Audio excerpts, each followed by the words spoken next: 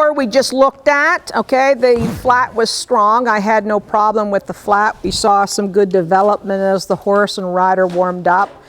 I have no problem passing on the 4. In the jumping test, I only let them do it twice. That's it. And if the first, I mean, I always give my rider the benefit of the doubt, all right? But again, we have to see that it was better the second re-ride. It was better, but I need it better, okay? So I need a little more straightness. I need to have, the first line was fine, the second line was better, but I had a little bit of a bulge over there on that right side. I would have liked to have seen that straighter and a better ride on that side. So at my point, as being a tester, I'd have her come back and re-ride that section again. When she rode in front of me and passed her 4, she did it. She was A1. She did it. So who knows? Maybe you guys made her nervous. I have no idea. But anyway, that's where I was with a tester. I'd have that one come back and re-ride it again. It's all sort of there. It just needs to be just smoothed out, you know? So, and anyway, I just like them to be quite strong with the stamp on them. So what were you expecting them to hit every distance? I liked it where she went and said, my first fence, I was deep. So they know that they're getting into some wrong spots. I got deep, you know, and I broke stride at the corner there. I didn't have him up in front of my legs. So she has some analysis of performance going on there. That part is good. But I have to see, they have to be straight. They have to be straight. And then the little bulge going over there left. I know the horse, that's his thing. He likes doing that on that side anyway. But they can be straightened up. But I would want to see that. I don't give them a third re-ride. They would come back and redo it again. And you know what? I want to see them in a week's time. They might be good in a week. Do that section and that's it. What's that? Where she felt she was sufficient on the flat. No. Would you have her redo the whole thing or just? No, she passes the flat and she just does that section that needs to do a re-ride. And I mean, you see this too. I mean, let's face the fact. They've been jumping all summer and now they go back to school. I don't know what her schedule is. I don't know what she's doing. I don't know if they're riding as much, if they're not jumping. And this is what you see in some of these tests. Riders will get stamped on what they are, and then because they're not practicing and riding 5 days a week, 6 days a week is what they should be riding. You know, you got to, as a coach, you got to bite the bullet. Some come to ride once a week. Well, you're not going to get them any better because they only ride once a week. In 30 days, they ride 4 times. How can you get better? You can't. Riders need to ride, and I'm going to be blunt with you, 5, 6 days a week. That's it, to make them where you want them to be. So, and the ones, you know, you can maintain them at 3 times a week, but their coordination is slow. You sit and watch them, their coordination is slow. And they're not got the horse quite in front of the leg, and they're a little bit unsteady with the 2-pointing. If you're riding, your muscles are strong, you're going to present a pretty good picture. You would still do the gymnastics again? They do it all. That whole little section, they go do it all. Yeah. They not come back and do the section you didn't do well. You do the entire section again. Yeah. Okay, we have Jenica Charette, and her horse is called Caprice. And Caprice is an Irish sport horse. So we're going to again look at this mount of the rider and the stirrups, adjustment of the stirrups and the girth at this level. They're too stiff to do from the. Sorry? They're too stiff to do on there. I can't pull them. Yeah, these unfortunately these have we're not going to be showing any adjustment on this one. The other girl I will show it to you, the 6. Now at this level, I expect the horse turnout of the horse is paramount in all of it. They shouldn't come out with knots in their tail, shavings in their tail. They should look like they're well turned out. They're well groomed, and the tail is well groomed. And you know what? Their feet they could have a little bit of oil on the feet. Just give a really good presentation mark. And the tack is clean and the saddle pad is clean. So you get a good presentation of the rider. And I'll just ask some questions like, what do you have on for tack? I have. What do you have here? Is it called Capson butter? Okay. Yeah, with a flash, and then her bit is And what is the use of the flash for? is to keep her mouth closed so she can't stick her tongue over the bit Okay, or get the like move her mouth away from the pressure of it. okay, all right, And then the bit is a pellet with a broke segunda, right. and I have a close contact saddle. And you have a close contact saddle. And what is this called here? What are these called? Converters. Converters. Converters, okay. And what is this? It's a fly veil. What's the purpose of that?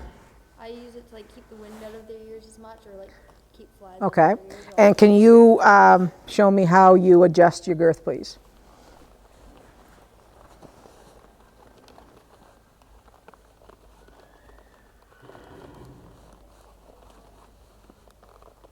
And that one has no problem getting the girth then up, where some can't seem to use that finger. Okay, they can't use the finger well, and then they have a hard time getting the girth then up. Okay, let's see what on the left rein. And you have your flatting length stirrups on. Oh, you don't.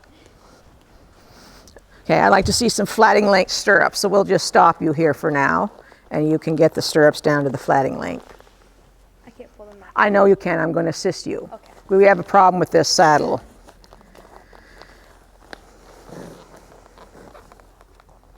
And this stirrup leather. The stirrup leather's Where are you just going down? just down one. Okay, where were you before? I was on that hole. You're just going down one. Yeah. Okay.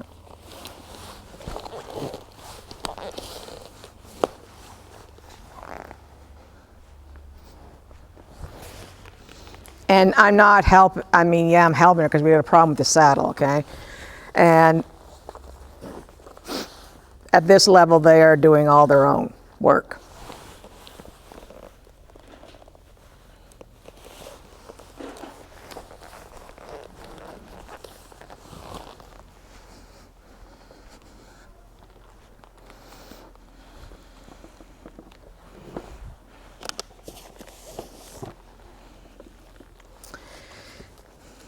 Okay, and again, the turnout of the rider, they should have, you know, clean breeches on, the boots should be shined up, slick, shiny. The spurs are shined up, and the end of the spur strap should be tucked in. I see that these ones aren't. So the end of the spur strap should be tucked in through the actual side of the spur. So that needs to be, that would be a comment on the actual test for this. So again, we're looking at the alignment. So now we really should see quite a transition in the rider for the 5. So again, this is what it says. This is what we're looking for. They have a solid awareness of the horse moving forward, willingly maintaining rhythm and relaxation. Riders should be able to recognize tracking up with the hind end coming up into the track of the front foot or lack of it. And they would be observing other horses in the test to see if they have an eye for tracking up.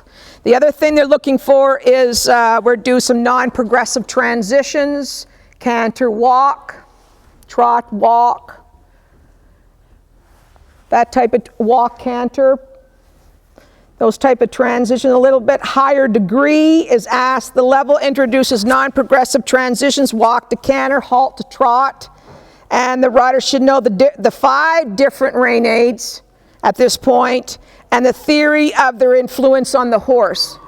And the riders are in the LTED phase of learning and training to ride at this stage. And the horses should be clipped, trimmed, and look the part. All right, so we'll start out with this one. Just gonna look at my Rider 5 test here. So we look at the alignment again. Are we getting that straight line? Alignment issue. The fingers should definitely be closed. At this point, she should be riding into contact. The seat should definitely be much deeper than the 4 rider at this point. And let's go forwards to trot, rising trot. Have a look.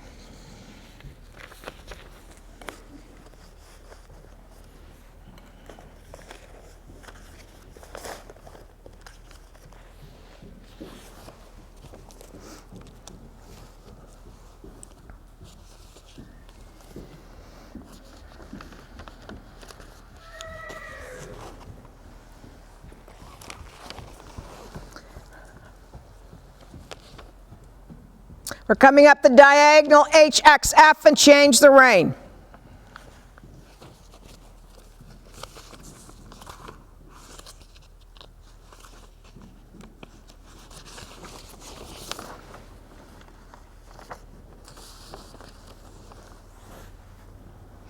Now at this stage now the rider begins to demonstrate bend and evenness of gait around the circles. The serpentine should definitely be the correct size and shape. Half circles connected by 2 or 3 steps of straightness we should see. And let's see you do some serpentines, 3 loops.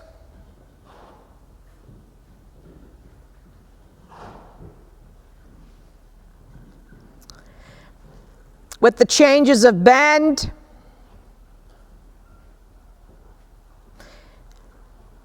And again, attempting a change of bend is good. However, the horse may lose some rhythm, balance, or forwardness through the change of bend.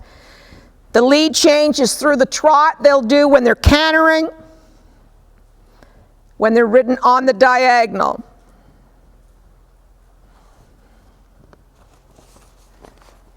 So you're seeing a pretty solid more rider here at 5, as you can see. Coming up the diagonal, MXK.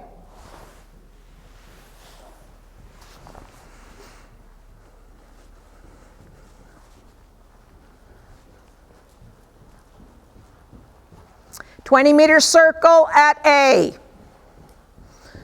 So again, we're getting some bending going around the circle now. The horse is staying a little bit in front of the leg. There's some rhythm, there's some relaxation. And the rider is posting, sitting down the center of the saddle. There's not that weak base of support that you might see at a 3, at a 4. Little weak base of support. The support's a lot stronger now at this level. 20-meter circle down at C. Let's take a look at the outside leg now, which should have some sort of a range. So it's controlling somewhat of the turning mechanism, those turning muscles on the outside. It's behind the girth.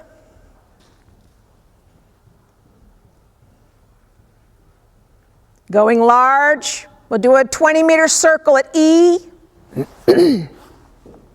Seems to be holding bend around the circles. You're a little shallow in that 20-meter circle there. And I'll nail them right then and there on that.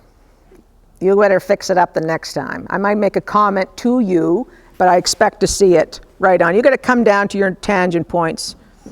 You're not riding your tangent points. Do another 20-meter circle down there at B.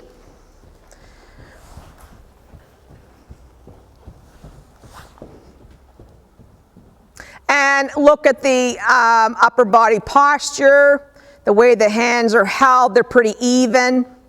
The elbows in front of the hip.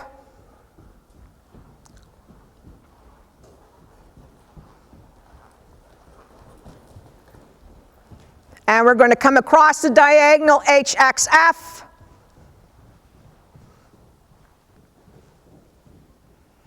And the leg's pretty solid.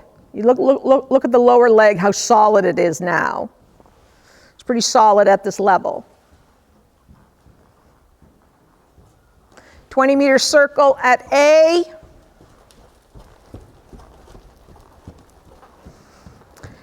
Again, we have some jaw bend. We got a little bit of rib. The leg is pretty solid. Sitting down the center of the saddle, there's no floating seat. Smoothly going around the circles. Go large.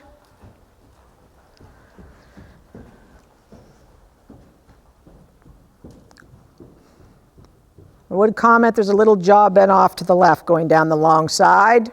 Coming up the diagonal again from MXK.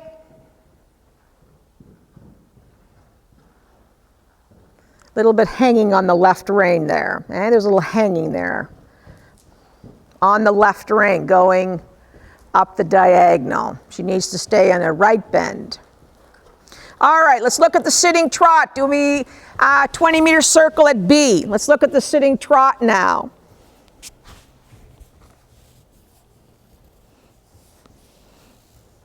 Pretty solid seat. Pretty solid. Elastic. There's elasticity in the joints. You're still not coming down to that tangent point. You know, I really got a thing about that. I got to hit the tangent points. Not ride one half of the circle great and the other half not. They have to ride it correctly.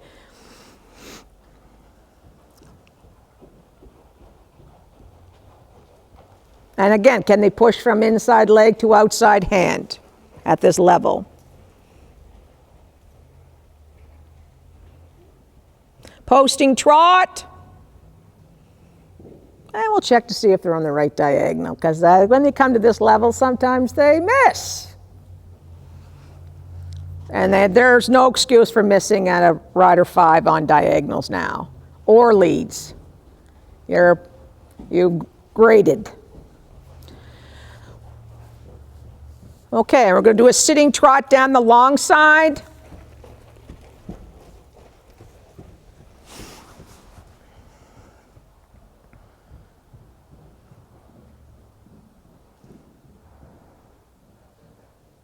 And another sitting trot down the long side.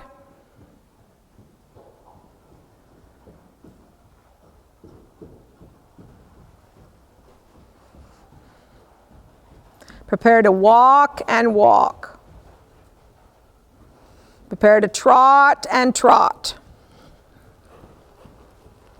Now at the stage for the 5, they're not on the bit, okay? They're working towards it, but they're not on the bit at 5.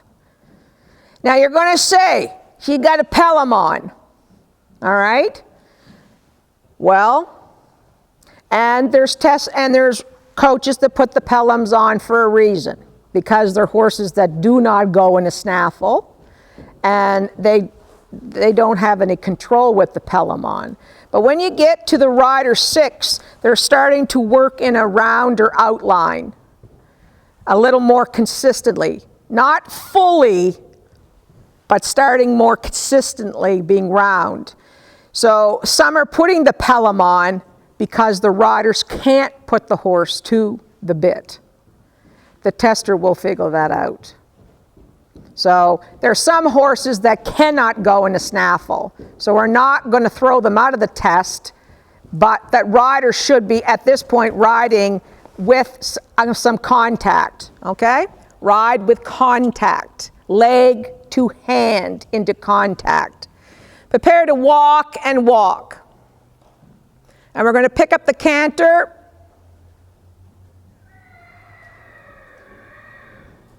We're going to do a 15-meter circle up here at A. So now they're doing trot and cantering in 15-meter circles at this test.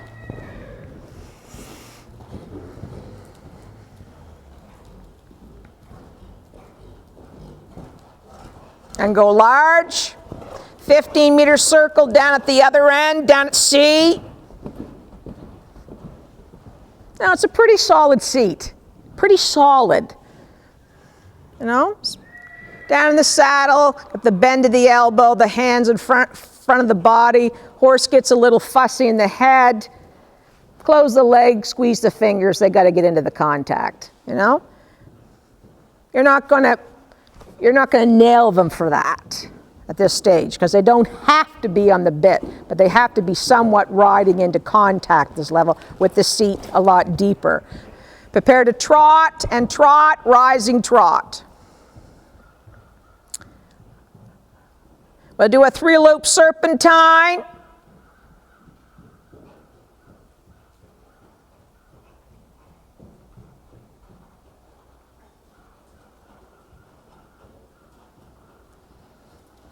A little more bend to the right. You're kind of hanging on that left rein today.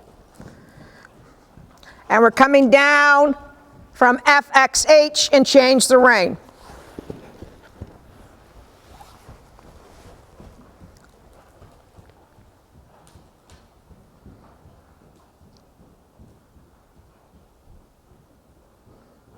Prepare to walk and walk. Prepare to canter and canter.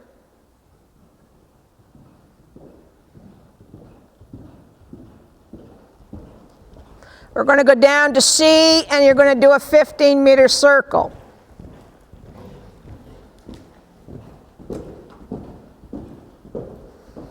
She just needs a little bit of jaw bend towards the right. Little jaw bend towards the right. That's it, little jaw bend.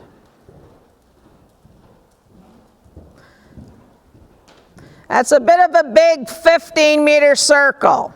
Go large.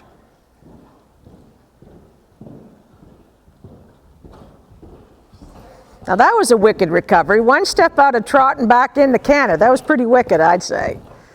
All right, go back and do that 15-meter circle down there at C. Again, they have to hit the quarter line. They have to hit the tangent point between X and G, the middle of it, and hit the quarter line again and back to C. So they're got to be turning. They're going to be turning, turning, turning, and bend. Eh? Come up here to B and do a 15-meter circle.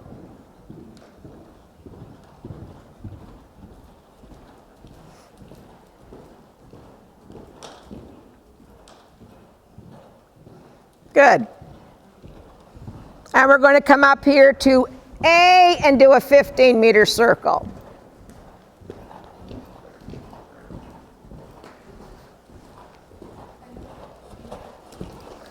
Canter down the diagonal with a simple change to trot. Ope.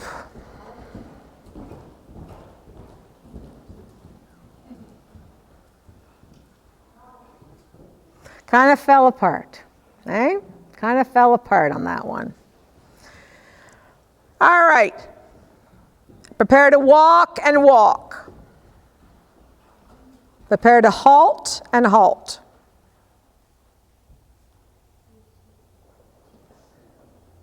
Prepare to walk on and walk on. You're going to pick up your canter again. You're going to canter across the diagonal from H, X, F. Simple change to trot.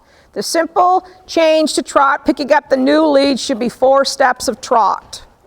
And then picking up the new lead. That's part of the test, the warm-up, that they have to canter across the diagonal and do the simple change.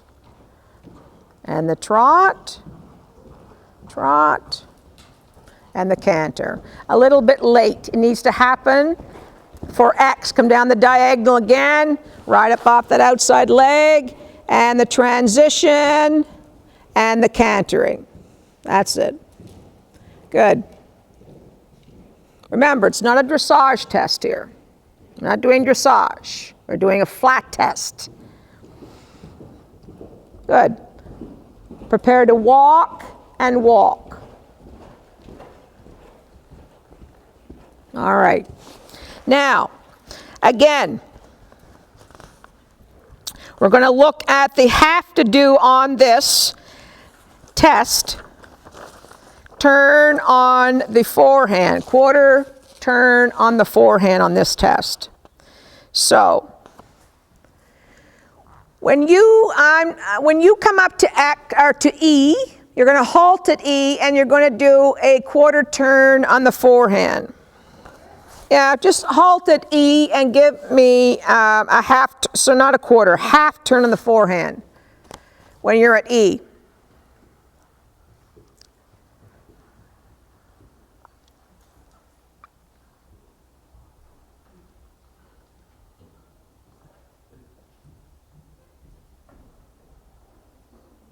Okay, and walk on. Now again, the turn on the forehand, again, is a lateral suppling movement, and riders have to be coordinated because some just put on their outside aids and do nothing with their inside aids. Or they put on both legs and the horse steps backwards and is confused and doesn't know what to do.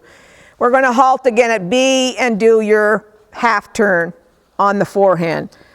In that one, she never stepped backwards, but there was a hint that she might be going backwards, but she did not. And you have to practice this to be good at doing it.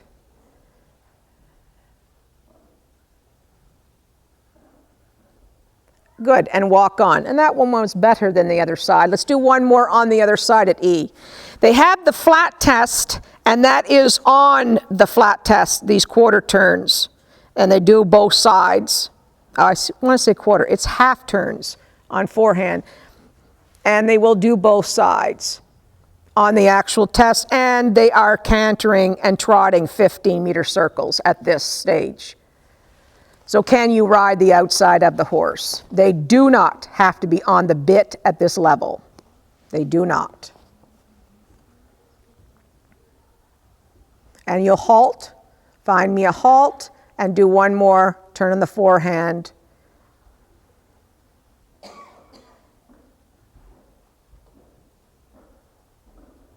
And walk out of it. Good.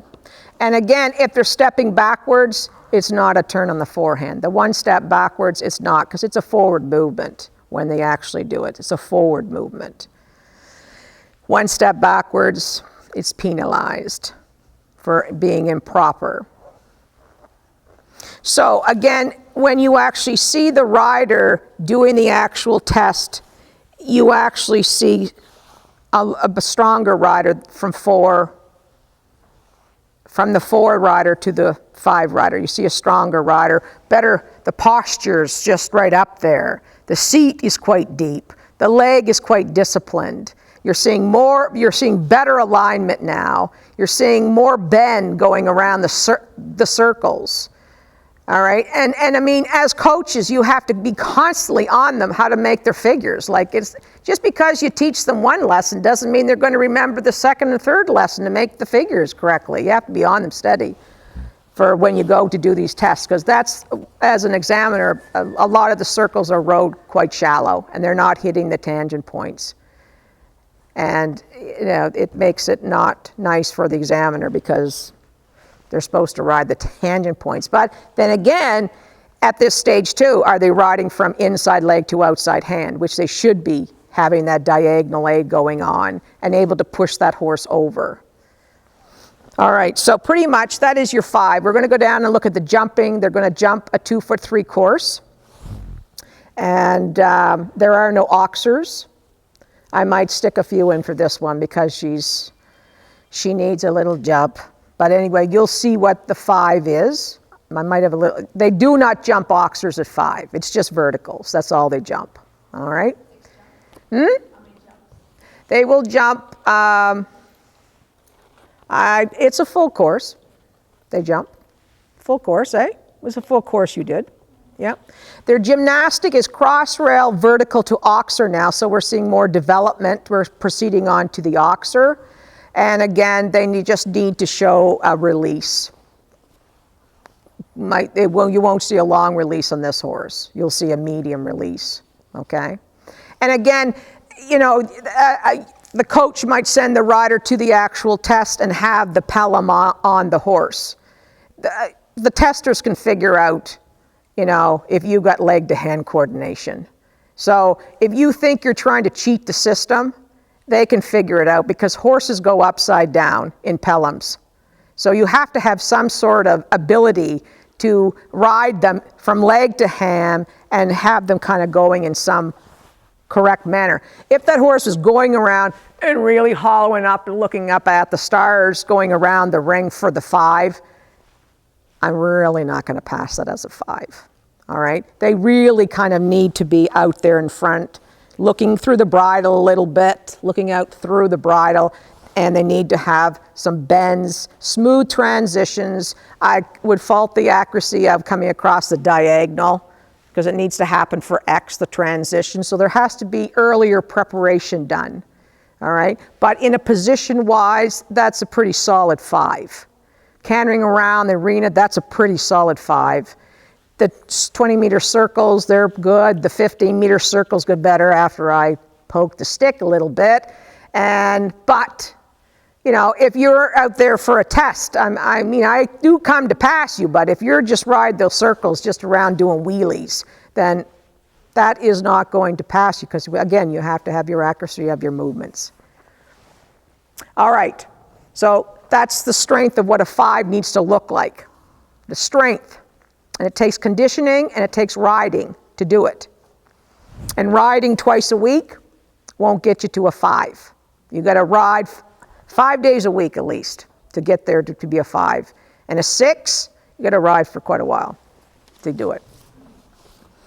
And the hard part, the reality is that the parents are the sponsors. They can only bring the child, you know, for so many rides.